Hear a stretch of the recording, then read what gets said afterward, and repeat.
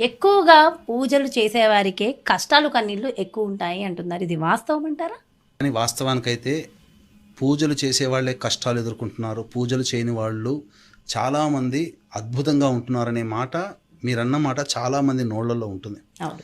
పొద్దున్న లేచిన దగ్గర నుంచి ఎన్నో పూజలు చేస్తున్నాము, ఈ స్తోత్రాలు చదువుతున్నాము, దీపారాధన చెయ్యంది మనం వంట మొదలు పెట్టము, సాయంత్రం కాగానే మళ్ళీ దీపారాధన చేస్తాం. ఎన్ని చేస్తున్నా మన ఇంట్లో మనకెందుకు ఇన్ని కష్టాలు అని చెప్పి ఆలోచించే వాళ్ళు ఉన్నారు. మరి పక్క వాళ్ళు చూసినప్పుడు వాళ్ళు ఏమి చేయకపోయినా వాళ్ళు చాలా గొప్పగా చదువుకుంటున్నారు, పిల్లలు గొప్పగా చేసే బిజినెస్లో బాగా డబ్బులు సంపాదిస్తున్నారు. ఎస్. అసలు పొద్దున 8కో 9కో లేస్తారు, అప్పుడు పనులు అవుతుంటారు, స్నానం చేయకుండానే వంట వండుతుంటారు, బెడ్ మీద కూర్చొని తింటుంటారు.